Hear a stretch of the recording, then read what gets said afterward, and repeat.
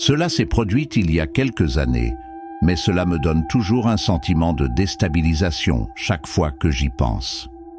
La seule raison pour laquelle j'en parle maintenant, c'est parce que j'ai l'impression que cela fait suffisamment longtemps que cela ne s'est pas produit et que je ne risque rien en le mettant sur Internet. À l'époque, ma femme et moi venions de déménager en banlieue. Nous venons d'avoir notre 3e enfant et entre les affaires de bébé, les jouets et le chaos général, notre appartement nous semblait bien trop exigu. Nous avons trouvé une belle maison dans un quartier calme et sûr. Les voisins l'ont décrit comme le genre d'endroit où l'on se sent bien en laissant les portes ouvertes. La maison elle-même n'était pas immense, mais elle représentait définitivement une avancée par rapport au petit espace dans lequel nous vivions auparavant. L'une des caractéristiques qui a attiré l'attention de ma femme était la cour arrière.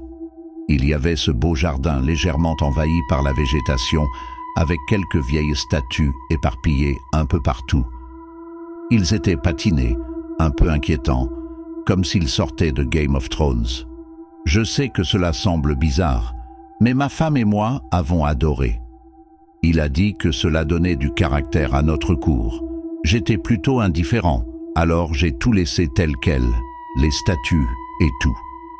Je pensais que c'était moins de travail pour moi, ce dont je n'allais jamais me plaindre. Quelques jours après notre emménagement, je regardais par la fenêtre et j'admirais la cour lorsque j'ai remarqué quelque chose d'étrange. L'une des statues, un ange je pense, faisait face à la maison. Tous les autres étaient face à nous, donc ça avait l'air étrange. J'aurais juré qu'ils faisaient tous face à la même direction, mais je n'en étais pas vraiment sûr. Je n'y ai pas beaucoup réfléchi et j'ai simplement supposé que je me souvenais mal de certaines choses. Le lendemain matin, j'ai de nouveau regardé par la fenêtre et c'est à ce moment-là que je l'ai remarqué.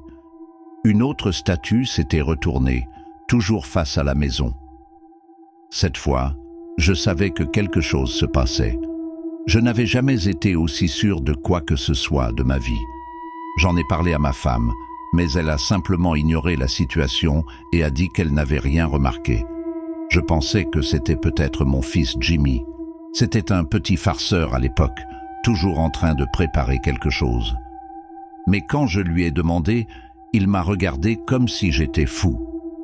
De toute façon, je doutais qu'il fasse quelque chose comme ça. Mais je savais que quelque chose se passait, mais je ne pouvais pas le prouver. Je ne voulais pas en faire toute une histoire, alors j'ai essayé de l'ignorer. En plus, j'avais de plus gros problèmes à régler.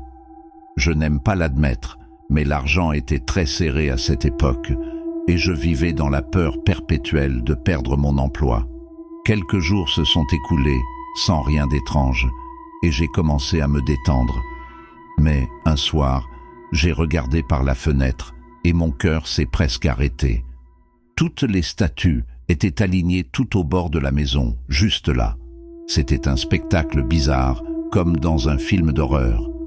Je sais que cela semble ridicule, mais une partie de moi pouvait sentir tous ces yeux me regarder. Ma respiration est devenue superficielle. Je n'arrivais pas à décider si c'était plus effrayant ou plus bizarre. Je suis sorti pour voir de plus près, essayant de comprendre ce qui se passait. Avant d'ouvrir la porte arrière, j'ai jeté quelques regards nerveux dans la cour pour m'assurer qu'il n'y avait personne dehors. Il faisait jour, mais j'étais paranoïaque.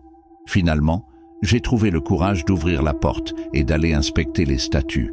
Je suis allé en soulever un et j'ai immédiatement réalisé quelque chose. Ces statues étaient lourdes, bien trop lourdes pour qu'une seule personne puisse les déplacer seule. Je ne pouvais même pas en déplacer un seul. Alors que je réfléchissais à ce que je devais faire, ma femme est sortie et l'expression de son visage m'a dit qu'elle était aussi paniquée que moi. Elle a suggéré que peut-être certains des autres voisins se moquaient de nous, essayant d'effrayer les nouveaux gens du quartier. Mais cette explication n'avait littéralement aucun sens. Nous avions rencontré tous les voisins et ils semblaient tous être des gens assez normaux. De plus, j'avais du mal à croire qu'une personne censée puisse faire ça à une famille avec de jeunes enfants. C'était du harcèlement, pas une farce inoffensive. Nous avons fini par appeler la police, mais comme on pouvait s'y attendre, ils ne pouvaient pas faire grand-chose. Ils ont suggéré d'installer des caméras de sécurité, mais nous n'avions pas l'argent nécessaire pour les financer. J'ai dit aux flics que nous le ferions, mais intérieurement, j'étais vraiment réticent à faire quelque chose d'aussi radical. Ils sont partis, et je suppose que je me suis senti un peu mieux, même si ma femme était encore extrêmement secouée. Ma femme et moi avons fait tout notre possible pour cacher la situation à nos enfants. Dites ce que vous voulez, mais nous ne voulions pas leur faire peur. Rien ne s'est passé le lendemain ou le lendemain. J'ai supposé que les flics avaient effrayé tous ceux qui se trouvaient là, ce qui les a suivis à plusieurs niveaux. Nous avons donc essayé de l'oublier, même si aucun de nous ne se sentait vraiment à l'aise. J'ai essayé de m'assurer que ma femme avait peut-être raison, peut-être que c'était juste une farce ou quelque chose du genre. Mais cela n'a rien fait pour calmer mes nerfs. J'étais nerveux, je regardais par les fenêtres à chaque fois que je passais, m'attendant à moitié à voir la statue ailleurs. J'espère que personne n'aura jamais à ressentir le sentiment d'insécurité dans sa propre maison. Quelques jours se sont écoulés sans incident. J'ai commencé à penser que le cauchemar était terminé et pour la première fois depuis longtemps, la maison commençait à me sentir comme chez moi. Je n'aurais pas pu me tromper davantage. C'était un week-end. Je ne me souviens plus si c'était samedi ou dimanche, mais c'était définitivement un week-end puisque mes enfants n'avaient pas d'école. Après un petit déjeuner, je suis sorti jouer dans la cour avec mes enfants et c'est là que je l'ai vu. Les mots « Go away » étaient peints à la bombe en grosses lettres noires sur le mur du fond de notre maison. J'ai failli laisser tomber mon fils quand je l'ai vu. Sans réfléchir, j'ai poussé mes enfants à l'intérieur et j'ai dit à ma femme de rester à la maison avec eux. Je ne sais pas ce qui m'a pris. Je ne suis pas un gars très courageux, mais j'ai commencé à courir dans le jardin en criant des menaces contre celui qui avait vandalisé ma maison. L'adrénaline coulait dans mes veines et j'avais envie de me battre. Mais il n'y avait personne dans mon jardin. Finalement, j'ai arrêté de chercher. Alors que je retournais vers la maison, l'adrénaline en moi s'est transformée en pure peur. C'était sérieux. Quelqu'un avait laissé un message direct destiné à nous faire peur. Ils auraient ne pu nous faire du mal, et je savais que la situation ne ferait qu'empirer à partir de là. La police est revenue et a enregistré un autre rapport, mais sans aucune piste, elle ne pouvait pas faire grand-chose. J'ai insisté pour qu'ils restent sur la propriété au cas où ces gens reviendraient, mais ils m'ont dit qu'ils n'avaient pas suffisamment de preuves pour gaspiller des ressources de cette manière. À leur connaissance, certains adolescents délinquants auraient pu être à l'origine des graffitis. Je ne pouvais pas croire ce que j'entendais. Ils m'ont dit qu'ils veilleraient à ce qu'un agent de patrouille soit à proximité, ce qui, je suppose, était une sorte de consolation. Ma femme était 2 fois plus bouleversée que moi, alors je l'ai rassurée sur le fait que tout irait bien, même si je paniquais intérieurement. Cette nuit-là, j'étais dans la cuisine lorsque j'ai entendu ma femme crier depuis le salon. Je suis entré en courant et elle se tenait près de la fenêtre, désignant l'extérieur. J'ai regardé et mon estomac s'est effondré. Il y avait 5 personnes debout dans notre jardin, chacune portant un masque blanc.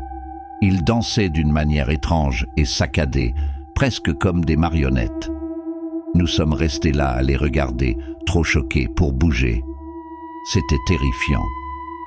Je ne sais pas ce qu'ils essayaient d'accomplir, mais c'était la chose la plus troublante que j'ai jamais vue. Je suis sorti de ma brume et j'ai attrapé le plus gros couteau de cuisine que nous avions. En gros, j'ai crié à ma femme d'appeler la police, et pendant qu'elle faisait cela, j'ai couru par la porte arrière avec un couteau à la main. J'ai crié comme une personne cliniquement folle, et j'ai fait un pas vers eux avant de le regretter instantanément. Ils étaient 5 et 1 de moi. Ils auraient pu être armés. Avant que quoi que ce soit d'autre n'arrive, je me suis retourné et j'ai couru à l'intérieur de la maison comme un lâche. Mais le couteau a dû les effrayer car ils ont arrêté de danser et ont couru dans le jardin, hors de vue. J'ai dit à ma femme de courir à l'étage, de trouver les enfants et de se cacher, et j'ai gardé la porte arrière au cas où il tenterait de s'introduire par effraction. Au moment où la police est arrivée, ces gens étaient partis. La police a procédé à des recherches approfondies, mais n'a trouvé aucune trace d'eux. C'était la goutte d'eau qui a fait déborder le vase. Je m'en fichais des coups. J'ai acheté et installé des caméras de sécurité le lendemain. Ma femme est restée hystérique pendant des semaines, me suppliant de nous laisser déménager ailleurs. Je lui ai dit que si encore une chose arrivait, nous le ferions, mais que nous nous ruinerions probablement financièrement si nous en arrivions là. Heureusement, les caméras ont dû faire l'affaire, car ces personnes ne sont jamais revenues et aucun autre incident ne s'est produit sur la propriété. Le plus effrayant cependant, c'est que nous vivons toujours dans la même maison et que nous n'avons jamais eu d'explication sur ce qui s'est passé.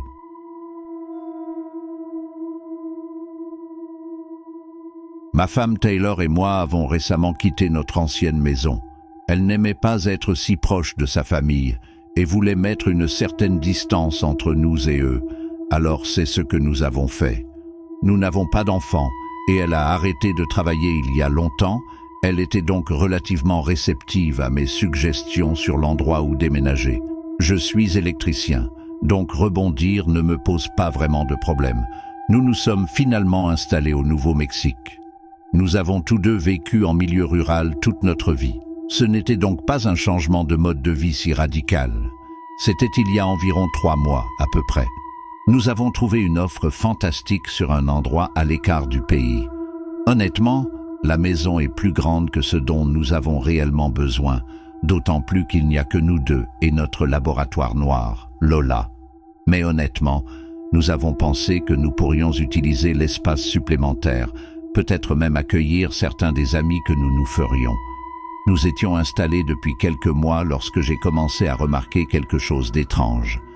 Les lumières de l'étage continuaient à déclencher des circuits, mais le reste de la maison serait toujours alimenté en électricité. Après que cela se soit produit 1 ou 2 fois, je savais exactement quel était le problème. Comme je l'ai dit, je suis littéralement électricien, donc ce genre de choses est mon pain et mon beurre. J'ai pensé que ce serait une solution facile, il suffirait simplement de réorganiser une partie de la charge sur le disjoncteur qui se trouvait selon toute vraisemblance en bas. Des moments comme ceux-là me rendent heureux d'être le genre de gars qui sait comment arranger les choses. Pour être honnête, je n'avais pas passé beaucoup de temps au sous-sol depuis que nous avions emménagé. Je n'avais pas vraiment de raison de le faire. Nous l'avons examiné brièvement lorsque l'agent immobilier nous a montré l'endroit, mais je n'y ai pas prêté beaucoup d'attention. À bien y penser, je ne pense pas y être allé une seule fois depuis. Quoi qu'il en soit, j'ai descendu les escaliers et j'ai commencé à chercher le disjoncteur principal. Le sous-sol était assez encombré et ce n'était certainement pas le type d'espace qui pouvait être facilement utilisé. Cela ressemblait plus à un débarras qu'à un sous-sol. Finalement, j'ai compris où se trouvait le principal et j'ai commencé à m'affairer.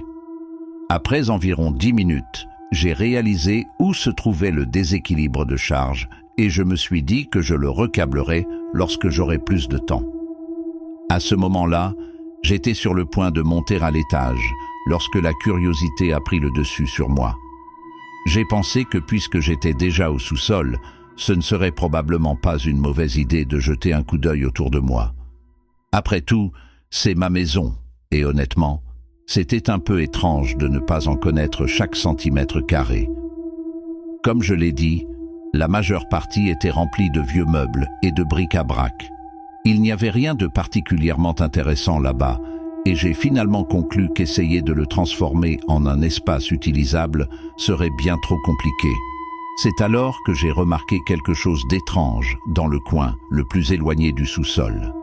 Derrière une pile de vieilles chaises en bois se trouvait une grande porte métallique. C'était étrange parce que ce n'était pas n'importe quelle porte. Il avait l'air de qualité industrielle. Elle était également beaucoup plus haute que la plupart des portes normales et semblait également assez épaisse. Je m'y suis rendu et mes soupçons se sont confirmés. Cela ressemblait au type de porte que l'on verrait sécuriser un coffre-fort ou une sorte de salle de panique. Ma première pensée a été que c'était peut-être un abri contre les tornades ou une salle anti-tempête ou quelque chose comme ça, mais ce serait une étrange surprise. On pourrait penser que l'agent immobilier aurait mentionné une fonctionnalité comme celle-là. J'ai essayé de l'ouvrir, mais la poignée ne bougeait pas. C'était verrouillé. Je suis immédiatement monté à l'étage et j'ai commencé à fouiller dans le tiroir à clé que l'ancien propriétaire avait laissé au cas où nous nous enfermerions dehors ou quelque chose du genre, mais aucun d'eux n'a travaillé sur la porte. J'ai dû essayer environ 15 clés ou quelque chose du genre, mais sans succès. J'en ai finalement parlé à Taylor, et elle était tout aussi curieuse que moi. Je ne sais toujours pas comment, mais elle a opéré sa magie et nous avons pu entrer en contact avec les anciens propriétaires. C'est précisément cet appel téléphonique qui m'a fait passer de curieux de la situation à carrément inquiet. Ils étaient un peu bizarres au téléphone et faisaient une pause de temps en temps, comme s'ils réfléchissaient attentivement à ce qu'ils disaient ou essayaient de ne pas trop en dire. Une partie de moi aurait aimé avoir enregistré la conversation, mais le recul est de 20 sur 20. Quand j'ai posé des questions sur la porte, ils se sont tus. Finalement, la femme a dit que c'était juste une pièce sûre en cas de tornade. Je lui ai dit que c'était super, mais nous n'avons pas pu l'utiliser car il était verrouillé.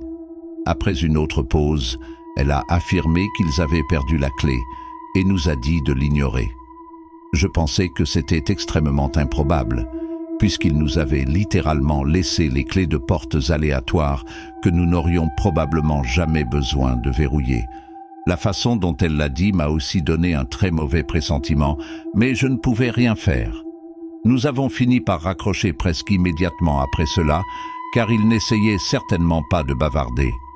Taylor a essayé d'en rire et m'a dit que j'y pensais trop, mais je ne pouvais pas lâcher prise. Au cours des semaines suivantes, je descendais occasionnellement les escaliers et je regardais simplement cette porte, me demandant ce qu'il pouvait y avoir à l'intérieur. J'ai essayé tout ce que je pouvais pour l'ouvrir, même quelques astuces que j'avais apprises au travail, mais cela n'a servi à rien. La serrure était solide. J'ai fini par abandonner pendant environ une semaine, mais la curiosité a finalement pris le dessus sur moi.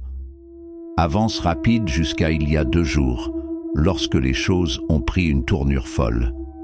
Suite au souhait de ma femme, j'ai décidé d'embaucher un serrurier. Il est venu et je l'ai laissé faire son truc là-bas. Après environ 30 minutes, je suis descendu pour le voir. Il m'a dit que la serrure était inhabituellement complexe pour une simple salle de panique. Ce sont ses mots exacts. J'avais peur qu'il ne parvienne pas à l'ouvrir, mais à ma grande surprise, il a réussi à le casser. Après encore une demi-heure, j'aurais aimé qu'il ne l'ait pas fait. À l'intérieur, la pièce était aménagée comme une sorte de sanctuaire. Il y avait de vieilles photographies en noir et blanc sur les murs, toutes couvertes de symboles étranges que je ne reconnaissais pas. Au centre se trouvait une chaise, juste face au mur. On aurait dit que quelqu'un avait passé beaucoup de temps assis là, à ne rien regarder. Dans un coin, il y avait un lit de camp avec des couvertures froissées, et ça sentait le renfermé et un peu dégoûtant. Puis, j'ai remarqué les déchets, des sacs de chips vides, des bouteilles d'eau froissées. Cette prise de conscience m'a frappé au visage. En fait, quelqu'un avait séjourné là-bas, il n'y a pas si longtemps. J'étais abasourdi. Je ne pensais pas que la situation pourrait empirer, mais bien sûr, c'est ce qui s'est produit. Alors que j'essayais de tout comprendre, j'ai remarqué une deuxième porte à l'extrême droite de la pièce. Elle était petite et à moitié cachée par la lumière minimale, mais elle était là. Je l'ai ouvert et j'ai réalisé qu'il menait à un escalier qui menait à la porte de la cave à l'extérieur de la maison. Je me sentais vraiment idiot. Je n'avais même pas eu la prévoyance de vérifier la porte de la cave lorsque nous avons emménagé, puisque je pensais qu'elle menait au sous-sol. Depuis que nous vivions ici, je ne l'avais même jamais ouvert. Ma perplexité face à tout cela s'est vite transformée en terreur. Quelqu'un vivait littéralement dans ma maison depuis qui sait combien de temps. Les choses ont commencé à claquer dans mon cerveau. Depuis que nous avons emménagé, Ma femme et moi avions remarqué quelque chose d'étrange que nous ne pouvions pas expliquer. La plupart du temps, il s'agissait simplement de choses qui manquaient. Jusque-là, je pensais que ma femme avait égaré des objets, ce qu'elle avait tendance à faire. Mais cette découverte a tout changé. Quelqu'un vivait dans notre maison. J'ai dû répéter cette pensée une douzaine de fois dans ma tête avant de pouvoir pleinement comprendre ce qui se passait. Je ne savais pas qui était là ni pourquoi, mais je savais que je ne voulais pas qu'il revienne. J'ai essayé d'appeler les propriétaires précédents, exigeant une explication, peut-être même menaçant de poursuites judiciaires, mais ils n'ont pas répondu. Soit ils ont déconnecté leur numéro, soit ils ne voulaient tout simplement pas s'en occuper. Taylor était paniqué, et moi aussi. Cette nuit-là, j'ai pris des meubles lourds et j'ai barricadé la porte de la cave de l'intérieur. J'ai trouvé une chaîne d'apparence robuste et je l'ai cadenassée pour faire bonne mesure. Je me fichais de ce qu'il fallait. Il n'était pas question que je laisse quelqu'un entrer par cette porte. La police est venue dresser un rapport complet avant de repartir, nous disant qu'elle ferait de son mieux pour tenter de rentrer en contact avec les anciens propriétaires. Nous avons même appelé notre agent immobilier, qui a été horrifié et a dit qu'elle aiderait la police de toutes les manières possibles. Cette nuit-là, alors que nous nous préparions à nous coucher, nous l'avons entendu. Il y eut un grand bruit contre la porte d'entrée. Lola s'est levée en aboyant comme une folle et nous nous sommes tous deux figés. Aucun de nous n'a bougé, se contentant de se regarder et d'écouter. Après quelques minutes, les coups ont cessé, mais nous avons ensuite entendu de petits rochers cogner contre la fenêtre de notre chambre. Taylor s'est accroché à Lola et je suis allé regarder par la fenêtre. Taylor m'a supplié de ne pas le faire, mais j'étais furieux à ce moment-là. Dans mon esprit, je me préparais à combattre quiconque était là-bas. J'ai attrapé la batte de baseball sous le lit et j'ai tiré les rideaux de la fenêtre, mais je n'ai rien vu. Nous pensions que c'était fini. Taylor voulait que j'appelle la police, mais il y avait une petite partie de moi qui voulait gérer ça moi-même. Je savais que la police les effrayerait et qualifierait cela de mesquinerie, mais je voulais m'assurer que quiconque se trouvait là-bas serait attrapé. Je lui ai dit que si encore une chose arrivait, j'appellerais. Mais ensuite, en bas, j'ai entendu le bruit d'un verre brisé. J'ai couru en bas juste à temps pour voir deux silhouettes s'enfuir de la maison. La fenêtre de la cuisine a été complètement brisée. C'est alors que j'ai appelé la police, qui est arrivée peu de temps après. Ils ont fouillé la maison et le sous-sol, mais il n'y a eu aucun signe d'entrée forcée dans la salle des tempêtes. Ils n'ont trouvé personne non plus sur la propriété. Leur meilleure hypothèse était que celui qui vivait là-bas était en colère lorsqu'il s'est rendu compte qu'il était en lock-out et a décidé de revenir nous faire peur. J'étais à la fois furieux et horrifié. Depuis, ma femme est une épave. La police a aggravé la situation depuis qu'un véritable crime s'est produit et a déclaré qu'elle travaillait à retrouver les anciens propriétaires, mais que cela pourrait prendre quelques jours. C'était il y a 2 jours, et nous n'avons toujours pas réussi à les contacter. Je pense que la police a fait fuir ces squatteurs, du moins pour le moment, car ils ne sont plus revenus chez nous depuis. Je suis en fait choqué que quelque chose comme ça puisse se produire en premier lieu. Si nous ne parvenons pas à entrer en contact rapidement avec l'ancien propriétaire, je n'ai absolument aucune idée de ce que je vais faire. Je suis tout à fait prêt à me défendre, mais j'espère que nous n'en arriverons pas là.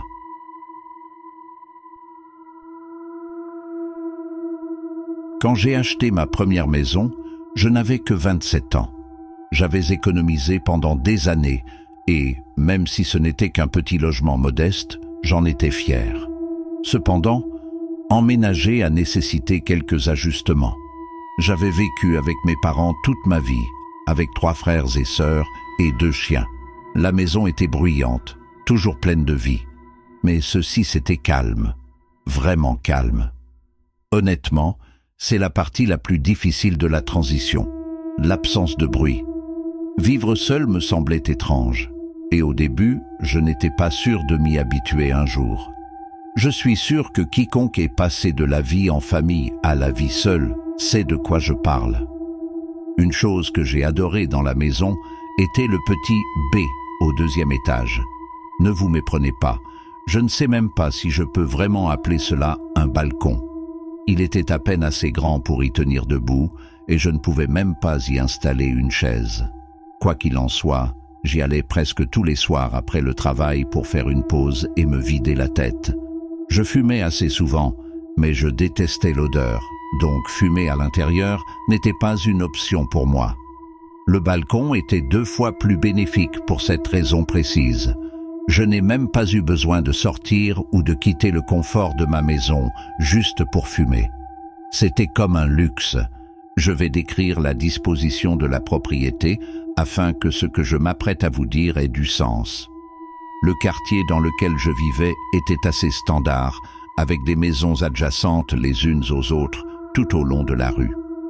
Derrière la mienne, c'était exactement la même chose, ce qui signifie que toutes les maisons partageraient une cour arrière sans les clôtures de 10 pieds de haut délimitant les limites de propriété. Depuis mon balcon, je pouvais voir par-dessus la clôture de mon voisin et dans sa cour. On pouvait vraiment voir toute la place. Au bout de quelques semaines, j'ai réalisé que j'avais rencontré presque tous les voisins sauf lui. À bien y penser, je ne pense pas l'avoir jamais vu, encore moins avoir eu une conversation avec lui. Le gars n'a jamais fait signe et n'est jamais venu. Je ne l'ai jamais vu dans la cour ou à la fenêtre de la chambre, rien. C'était comme s'il n'existait pas. S'il n'y avait pas eu la lumière occasionnelle de la chambre la nuit, j'aurais supposé que l'endroit était désert. J'ai deviné qu'il y avait une personne âgée qui vivait là puisque l'herbe semblait n'avoir pas été coupée depuis des années, et je n'ai jamais entendu aucun bruit venant de leur cour. Au bout d'une semaine supplémentaire, la curiosité a pris le dessus sur moi et j'ai décidé d'aller me présenter et de mettre au moins un visage sur mon nom. Un samedi, j'ai fait le tour du pâté de maison jusqu'à chez lui, m'attendant à frapper à la porte et peut-être à bavarder, mais la maison avait l'air sale. Rough était un euphémisme. Cela semblait complètement intact. La cour était en désordre, envahie par les mauvaises herbes, et l'endroit tout entier semblait avoir été ignoré pendant des années. La peinture s'écaillait, une partie du revêtement avait été grattée et la passerelle était tachée. La sonnette était cassée, alors j'ai frappé quelques coups forts et j'ai attendu. Rien. Je me sentais mal à l'aise et j'ai commencé à me demander si l'endroit était vraiment vacant. Mais ensuite, j'ai vu un léger mouvement derrière le store de la fenêtre, juste un scintillement, comme si quelqu'un regardait dehors. Cela me suffisait. Quelqu'un était là, m'espionnait, mais il n'a pas voulu ouvrir la porte pour une raison ou une autre. Je me suis retourné pour partir, quand tout d'un coup, la porte s'est ouverte, claquant contre le mur, comme si quelqu'un l'avait déchirée dans une violente rage. J'ai bondi en arrière, totalement déstabilisé. Je me suis retourné et me suis retrouvé face à face avec une femme asiatique âgée debout dans l'embrasure de la porte qui me regardait. Elle était petite, avec des cheveux gris tirés en arrière en un chignon serré. Sa peau était ridée mais tendue, comme si elle fléchissait les muscles de son visage, si cela avait du sens. Ses yeux étaient écarquillés d'une manière troublante. Je ne peux même pas mentir, j'étais assez paniqué rien qu'en la regardant. Il y avait quelque chose d'anormal chez elle, comme si elle prenait quelque chose. Elle n'a pas dit un mot, elle a juste regardé sans aucune expression sur son visage. Finalement, je me suis raclé la gorge et je me suis présenté comme sa nouvelle voisine. Après quelques secondes, elle a dit qu'elle s'appelait Priscilla et m'a fait un demi-sourire, et c'était tout. Elle ne m'a même pas demandé mon nom. Elle est restée là, à me regarder. J'ai hoché la tête et me suis détourné, ne sachant pas quoi dire. Je suis parti, me sentant plus énervé que je ne voulais l'admettre. Je n'ai jamais entendu la porte se fermer derrière moi, mais je ne voulais pas me retourner et me faire surprendre en train de regarder. Plus tard dans la nuit, je suis sorti sur mon balcon comme d'habitude, essayant d'oublier cette étrange interaction. À ce moment-là, je n'avais aucune idée de l'épreuve dans laquelle je venais de me lancer.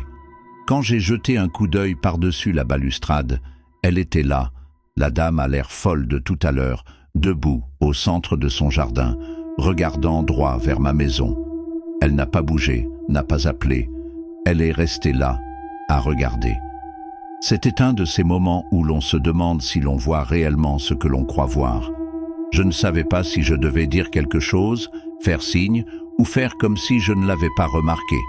C'était l'une des choses les plus bizarres que j'ai jamais vues et je ne savais pas comment gérer ça. Je suis rentré à l'intérieur et je me suis dit qu'elle était juste un peu dérangée dans la tête et que je ne devrais pas m'énerver pour une vieille dame inoffensive. Mais ça ne s'est pas arrêté là. La nuit suivante, je l'ai revue, mais cette fois, elle se déplaçait d'une fenêtre à l'autre à l'intérieur de sa maison, m'observant de chacune d'elles. Même si j'avais fait semblant de ne pas la remarquer, une partie de moi avait l'impression qu'elle savait que je savais qu'elle la regardait. J'espérais qu'elle arrêterait, mais elle ne l'a pas fait. Elle me regardait toujours quand j'ai fini de fumer et je me suis retourné pour entrer. Par curiosité, j'ai jeté un coup d'œil par une de mes fenêtres environ 20 minutes plus tard pour voir si elle regardait toujours ma maison. À ma grande horreur, elle l'était réellement. J'ai appelé mon père et il m'a dit qu'elle souffrait probablement de démence ou quelque chose du genre et qu'elle était probablement seule ou confuse. Il m'a dit que je devrais vraiment me sentir mal pour elle. C'était un peu difficile de se sentir mal pour quelqu'un qui était à la limite de me harceler, mais mon père m'a calmé les nerfs et m'a assuré qu'elle était inoffensive. Quelques nuits se sont écoulées sans qu'il ne se passe rien de bizarre. Je ne l'ai pas vue dans son jardin, ni à aucune de ses fenêtres. Je pensais que mon père avait peut-être raison, et il commençait à se sentir heureux de ne pas avoir fait quelque chose de radical. Jusqu'au matin où j'ai trouvé la chaussette d'une femme de mon côté de la clôture, assise dans mon jardin. Je l'ai regardée, sentant un frisson me parcourir. Ce n'était plus seulement son comportement étrange. Elle était sur ma propriété. Je ne savais pas quoi faire. Je ne voulais pas la confronter, mais je commençais à avoir l'impression que je ne pouvais pas non plus l'ignorer. J'aurais dû appeler la police sur place, mais je ne l'ai pas fait parce que je ne voulais pas créer de problème avec un voisin. Cette nuit-là, alors que j'étais allongé dans mon lit, la sonnette s'est mise à sonner. Pas une, pas deux, au moins une douzaine de fois, l'une après l'autre. Je n'avais même pas besoin de regarder. Je savais que c'était elle. Dans ma brume fatiguée, je ne pensais pas clairement. J'étais plus ennuyé qu'effrayé. Je me suis levé, j'ai enfilé une chemise et je me suis dirigé vers la porte en me disant que j'allais simplement lui demander de me laisser tranquille. Je me suis dit que j'avais reporté ça depuis assez longtemps et qu'il était temps que je m'en occupe. Je ne sais pas pourquoi je n'avais pas peur à ce moment-là. Je regarde encore en arrière et je grince des dents en voyant avec quelle désinvolture j'ai géré la situation. Je ne veux même pas dire que j'étais naïf, mais je ne trouve pas de meilleurs mots pour décrire mon attitude face à tout cela. À la seconde où j'ai ouvert la porte, elle s'est jetée sur moi. Elle a couru vers moi à toute vitesse avec un couteau de cuisine à la main, le visage tordu par la rage. Elle a commencé à crier quelque chose sur la façon dont je lui avais enlevé son fils. J'ai à peine eu le temps de comprendre ce qui se passait. J'ai attrapé son bras, parvenant à lui arracher le couteau, et je l'ai plaqué au sol. Elle était facile à maîtriser, mais cela ne rendait pas la situation moins terrifiante. Mon cœur battait à tout rompre et mes mains tremblaient alors que je la tenais là et que j'appelais la police. Elle criait encore des bêtises à propos de son fils et me disait qu'elle allait me tuer. À un moment donné, elle a essayé de me mordre, mais je n'allais pas la lâcher jusqu'à l'arrivée de la police. Ce furent les 5 minutes les plus longues de ma vie. Elle n'a jamais cessé de crier ou de se tortiller tout le temps. Lorsque la police est finalement arrivée, ils l'ont maîtrisée et l'ont forcée à monter dans l'un de leurs véhicules. Elle a crié tout le temps, et je pouvais encore l'entendre crier, même après qu'il l'ait poussée dans la voiture. Je n'avais jamais eu aussi peur de ma vie. La police s'est assurée que j'allais bien et m'a dit qu'elle serait envoyée dans une sorte d'établissement psychiatrique. Je ne l'ai plus jamais revue par la suite. Cet incident pèse encore beaucoup sur mon esprit et a définitivement fait de moi une personne plus paranoïaque et prudente. J'ai fini par déménager à peine 1 an plus tard.